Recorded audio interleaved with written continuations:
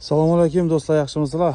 Sizlar bilan har doimgidek men Xursandbek. Men DCB-3X texnikam haqida sizlarga ozgina informatsiya beraman, eksploatatsiya haqida. Azon bilan keldingizlar, balolarni ko'rdingizlar, texnika haqida. Kelasizlar, обязательно motor massasini ko'rasizlar. Men уже ko'rdim. Mana shu motor massasi shu yerda joylashgan. Tak, keyin korobkanikina. Mana shu yerda korobkanikina, qaranglar. Korobkanikini ko'rasizlar. Men buni ko'rdim Azon bilan, normal, hammasi korobkaniki. Sразу, eğer yılı eski bo'ladigan bo'lsa, tormozning jitkisi ko'rasizlar. Tak, tormozning jitkisi bor, qaranglar. Все. Tak.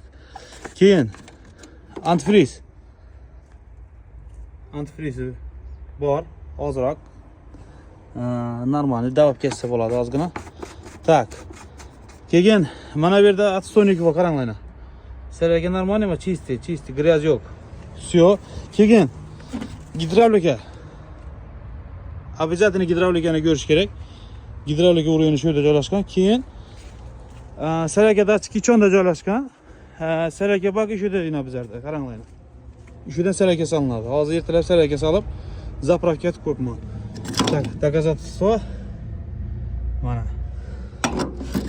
И все, hech qanaqa qiyin joyi yo'q. Где-то 5 minut vaqtingiz yetmaydi. Maskani keyin qilaverasizlar. Birinchi eksploatatsiyani ko'rib olgandan keyin texnikani yoqib, ishga tushirib, qolgan narsalarni ko'rsangizlar bo'ladi do'stlar. Agar videom foydali bo'lsa, обязательно like bosib, shu texnikani indirgan amanda birga ukalamizga tashakkur qilasizlar. Hammaga